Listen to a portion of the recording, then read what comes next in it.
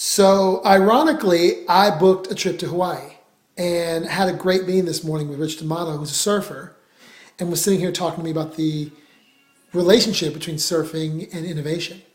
So, this is Rich D'Amato, and I'd like for you to talk a little bit about your passion. Yeah, for sure. So my background is creative management, working with writers, producers, film and TV. And it began to kind of expand. We were working with some of the top creators. So Gossip Girl, Chuck, The OC, TV shows like Prison Break, The Mentalist, films like Sherlock Holmes. These were all our clients, like writers, producers. And we just began to see patterns in creativity. Began looking at, understanding how helping someone create a vision for impact, and then understanding what projects, collaborators, the culture you need around you, and then what you need to do to operate at the highest level. And we began putting a process around that, working with architects, chefs, athletes, creative directors, anyone in a creative field and doing creative things. And then you began to realize, hell, a lawyer is creative, an entrepreneur is creative, and it just began to expand. What I began to look at then was I started picking up surfing. And I began to realize that all my best ideas and my, support for clients was coming as I was like catching a wave or getting out of the water. And it was like those aha moments were popping up for me. And I began to get really curious about why were those moments happening after a surf session.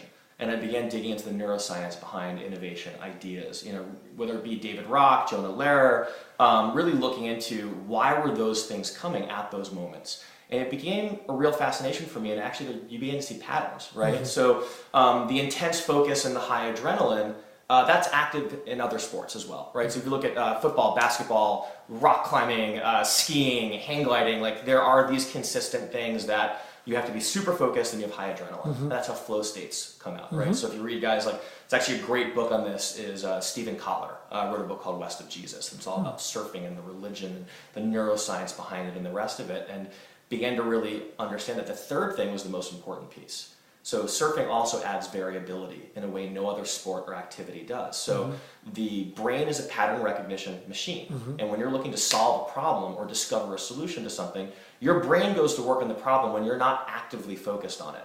But what happens with surfing is you actually have that moment where you're sitting there in the water and you're having different waves come at you, and the variability, the patterns. So tapping into that notion for innovation and for managing innovators and beginning to see that it's helping them through associative thinking, finding those patterns in their own life, in the business they're working in, and then lay that over what they're doing now from different fields. So if you look at even how Merrill Lynch evolved, that's the supermarket model, but for banking, right? So looking outside your field and then pulling that in.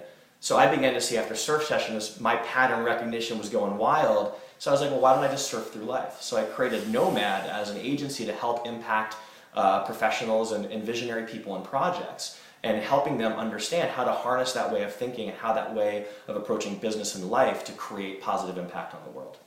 So I want to work with you. I want to spend. That was a long, not a very concise way of saying it, but that's kind of how it all evolved. It's beautiful, yeah. And I want to work with you. How many days do you need with me?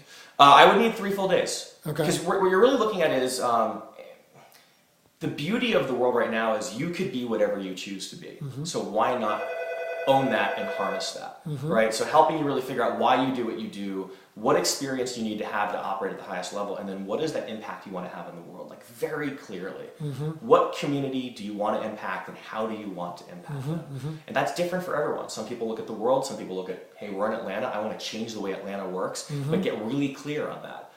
The beauty of a visionary strategy is not telling you exactly what to do to get there. It's helping you know what to say no to, right? And have that filter and an understanding of there's so many things coming at us. There's so much information in this world. Innovation is not, it's not the process itself. It will come from you actually clearing and getting rid of the clutter, and then having the best ideas rise to the top within that. So the 3 days are there, so at the end of each day, your brain starts popping overnight, you come back in, you can apply it while working on your strategy, your model, but then coming back the next day, it evolves, and it's how to really bring, creative, social, and really business innovation all together. So models and strategies, products and services, but then also people and planet in a way wrapped around who you are and why you are, but having that as an actual strategy as opposed to this gut thing that you can't really make the most of. Oh my God, I need this guy. Guys, I'm going to work with this guy. He's going to change my life. Thanks, man. Appreciate it. Thanks, James.